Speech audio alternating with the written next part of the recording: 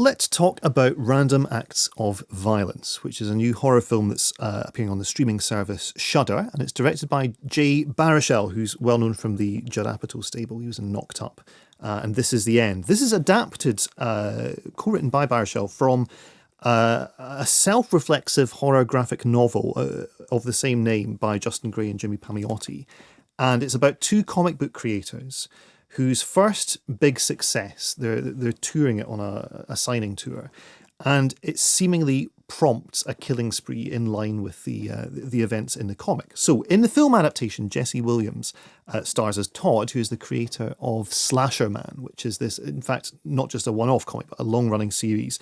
I wonder what Slasher Man does. Well, Slasher Man is based on the story of the true story of a man who was a slasher. He was a serial killer who was at large in the late 1980s and was never caught. And Todd has used this as the jumping off point for his own graphic novel series. And it's been incredibly successful. It's incredibly graphic and gory. But he's arrived at a point at which he cannot think of how to tie this thing up. He's got one last issue to go. He wants to make it creatively, artistically worthwhile and fulfilling. Is one thing that he says to his business partner who's helping fund the venture, who's played by Baruchel, is that he wants to put a bit of medicine in the sugar. He wants to leave people with something meaningful, as after all this kind of litany of carnage that Slasher Man's been up to over the previous issues. So in order to help inspire this last issue, he goes on a road trip with Baruchel's character, also his girlfriend played by Jordana Brewster, who herself is writing a book about Slasher Man's victims, which have been very much moved to the left to the side and largely ignored in the mythology that's built up around this serial killer. And also his young PA, played by Neve Wilson, who is an aspiring comic book artist herself. And here's a clip of Jesse Williams and Jay Baruchel hitting the road and hoping that they will be able to draw some inspiration from what they encounter along the way. I didn't know a place like this still existed. What do they even sell here? Pickled eggs. Yeah, but I meant, let me rephrase that. What do people actually buy from here in the last Nothing, apparently. Is any of this getting your creative juices flowing, you know? Right, give it a rest. This could be the scene of a massacre, Final issue starting to get into your head now? No. It's my job, man. It's coming, all right? That's the whole point of me designing, the road trip, all right? It's just like tingle, stimulate some inspiration. Final issue inspiration is the objective. Do the creative juices start flowing?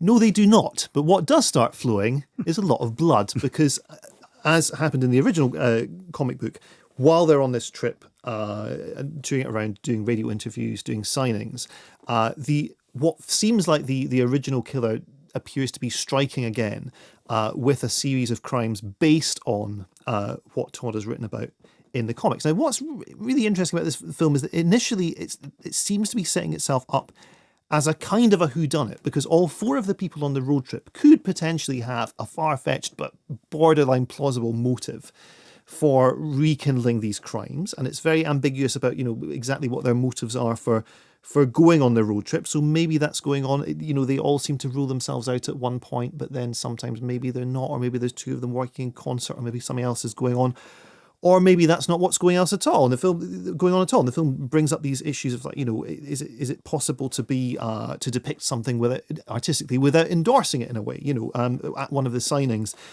Todd gets very on edge because he realizes that a lot of his readers do view Slasher Man as a hero rather than this kind of anti or outright villain that he's trying to kind of unpick and work out how his mind works. They just see him as being this cool guy who's going around committing a lot of murders. So there's also stuff about that seems to tie into True Crime Podcast today. But when you're artistically appropriating these real stories, is that fair to the people that this has happened to in real life? So it's raising all these kind of interesting issues, and then you can see there's a little bit of influence from David Fincher's Zodiac here, and a little bit of Gaspar Noé there, some colours from Dario Argento over there, a little bit of Lars von Trier house that Jack built here, and it's all kind of building up. And you think to yourself, this is either going somewhere extremely interesting or somewhere extremely silly.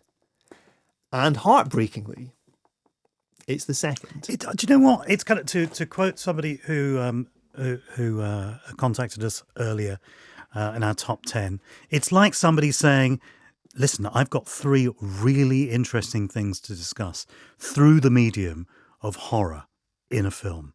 And the other person says, "Who'd you wished?" And then you just carry on from there. They say what? Who'd you wished? Right. Okay, go on. And that's right, That's right? it. That's it in a nutshell. Yeah. It's as if the film can't find the ending that they are looking for in the film. And I mean, maybe that's supposed to be really meta and self-reflexive. I don't know. But it still means the film has a terrible ending. So I was really with this. And then suddenly, for reasons obviously we won't go into because spoiler territory, suddenly I was not.